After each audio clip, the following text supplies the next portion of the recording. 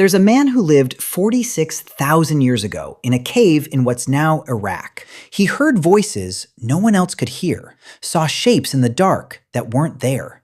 His mind had cracked open in a way that made hunting impossible, gathering impossible, even walking in a straight line some days. By every rule we tell ourselves about the ancient world, survival of the fittest, no free rides, the weak get left behind, he should have been dead in a season. He wasn't. Someone fed him for years. Someone stayed. And that leaves you with a question most people never ask out loud. If they kept the ones whose bodies were already ruined, what the hell did they do with the ones whose minds had gone somewhere the rest of the group couldn't follow? We've been telling ourselves a clean story for a long time. Ancient humans were brutal, efficient. Weakness got you left behind. Anyone who couldn't pull their weight disappeared. End of story. But mental illness didn't show up with cities or smartphones.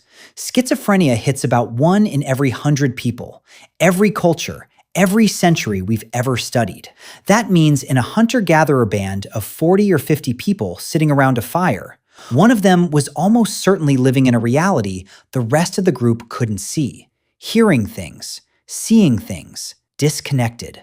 The old assumption was simple. Those people got killed, driven out, or left to die. A group scraping by on the edge of survival couldn't afford passengers. That's the story. Clean, logical, cold. And the bones keep refusing to back it up. The tension between fear and compassion didn't start in modern hospitals. It's been running since we were still sleeping in caves. Today, we're going to follow the evidence from 40,000 years ago all the way forward, and look at the pattern that keeps showing up when people had to decide what to do with the ones whose minds had gone somewhere else. Go back 100,000 years to what's now Morocco. Researchers dig up a woman whose bones tell a hard story. She had a condition that would have left her with severe intellectual disability, behavioral problems. She couldn't have survived on her own. Not for a week. Not through a winter. She lived into adulthood. Someone fed her. Someone protected her. For years. 430,000 years ago in Spain, they find a young person with craniosynostosis. The skull fuses too early. It causes developmental delays, cognitive trouble, differences everyone around them would have seen every single day. That kid still made it well past the age where the condition was obvious. Someone knew, and someone chose to keep them alive anyway. This isn't one freak case. You see the same pattern across continents and across hundreds of thousands of years. People who couldn't hunt, couldn't gather, couldn't contribute in any obvious way, yet they kept living. Not because nobody noticed, because the group decided they were still worth the cost. The oldest hard evidence we have of human compassion isn't a temple, it isn't a poem, it's a person who should have been gone, still eating because somebody stayed. But a broken body is one thing. You can still recognize the person. A mind that starts hearing voices nobody else hears, seeing patterns in the sky that don't exist for the rest of the group, that's different. That's frightening. That's hard to explain. Almost every ancient culture we know of landed on the same answer. Those people weren't broken. They were connected. The voices were real. The visions were messages. They weren't sick. They were standing in a doorway the rest of us couldn't even see. That's where the shaman comes from. Not as a job title someone applied for, but as the person the spirits had already chosen. Anthropologists have been pointing out for decades that the psychological profile of traditional shamans overlaps hard with what we now call serious mental illness. Hearing voices, dissociation, extreme altered states. What we label symptoms, they called gifts. And that story changes everything on the inside. In 2015, researchers talked to people with psychosis in Ghana, Vietnam, and the United States. In Ghana and Vietnam, a lot of them said the voices were familiar, sometimes helpful, sometimes an ancestor, sometimes God. Still scary, but not meaningless. In the US, the voices were almost always hostile, random, pure chaos. Same brain, completely different experience, because the culture handed them a different story. A story that gives the suffering a purpose can keep someone alive. It can turn "you're broken" into "you were chosen." We shouldn't romanticize it. Not every culture was kind. Some were terrified. Some tried to drive the spirits out with force. But the pattern is still there. The meaning a group attaches to a fractured mind can shape how that mind actually feels from the inside. And that difference has been saving, or costing, lives for a very long time. We can't soft-pedal the other side of this. Archaeologists keep finding skulls with clean, deliberate holes cut into them. Not from battle, not from animals, from people. Trepanation. They drilled or scraped an opening straight through living bone. The working theory was simple. Something evil was trapped inside the head, and you needed to give it a way out. Voices? Demon. Headaches and strange behavior? Demon. Solution? Open the skull. This wasn't one weird culture. You find it in ancient Peru, Greece, medieval Europe, parts of Africa, places that never talk to each other, all independently deciding the answer to a disturbed mind was a hole in the head. Some of those skulls show the bone started growing back. The patient survived. They walked around with a permanent opening in their skull. And even there, someone stayed. Someone cleaned the wound. Someone kept them warm through the fever and the agony that had to follow. The attempt to drive the spirit out still included a person who didn't walk away. Other responses were uglier. Binding, isolation, rituals designed to make the body so miserable the demon would leave. Fear of a mind that doesn't match the group's reality is as old as compassion. Some groups tried to contain it. Some tried to force it out. Almost none of them ignored it completely. The darkness was real. So was the fact that somebody usually stuck around afterward.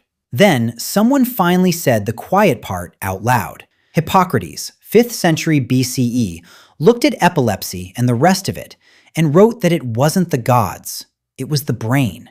He called depression melancholy, black bile, and argued these were medical problems, not demonic ones. Rest, diet, structure, treat the person, don't just cast something out. He was 2,000 years early, and most of the world ignored him. While Europe stayed stuck in possession stories, the Islamic world built the first dedicated psychiatric hospitals. Baghdad in the 8th century, Cairo soon after, gardens, running water, music.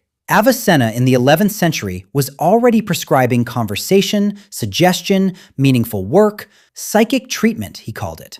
They were trying to heal, not just contain. Europe eventually caught up, then took a dark turn. Bethlehem Royal Hospital in London, Bedlam, started charging admission. People paid to walk through and stare at the patients like animals in a zoo. That was entertainment. A few reformers pushed back hard. Pinel in France ordered the chains removed. Tuke in England built the York Retreat on the radical idea that kindness and dignity might actually help. Outcomes improved.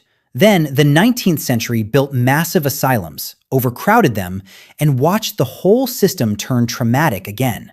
Every time the knowledge jumped forward, the institutions lagged behind in basic humanity. The tension never left. Care on one side, control on the other. Knowing more has never automatically meant doing better.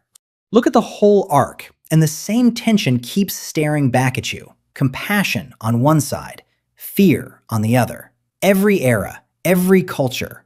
The groups that handled it best weren't always the ones with the fanciest theories. They were often the ones who simply had no choice but to live with the people who were different. A village that took someone in, gave them work they could still do, watched over them, and didn't try to fix what they didn't understand. Places like Geel in Belgium have been doing a version of that community care for over 700 years, long before anyone invented the word psychiatry. The most advanced systems, the ones with the best science of their time, still failed when they lost the basic willingness to see a suffering person as still a person. We keep telling ourselves that this generation finally gets it. The last ones were primitive or cruel or blind. And then the same gap opens up again between what we know and how we actually treat the people who make us uncomfortable. The question underneath all of it hasn't changed much. It's still whether we're willing to look at someone whose mind works differently and decide they still belong here. That choice is older than any hospital, and it's still the one that decides everything.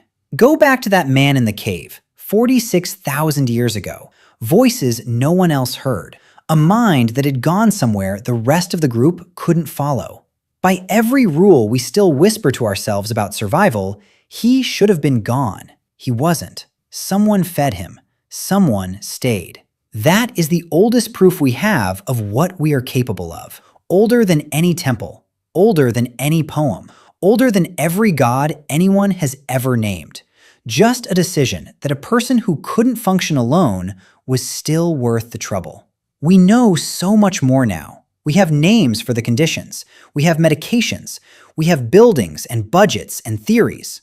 And still, too often, we look away. We still struggle with the simplest part. So the question comes back around. Do we still have that instinct? When someone's mind splits open in a way that makes us uncomfortable, do we still know how to stay? We came from people who did. The only thing left is whether we still will. This is a heavy one. It sits with you.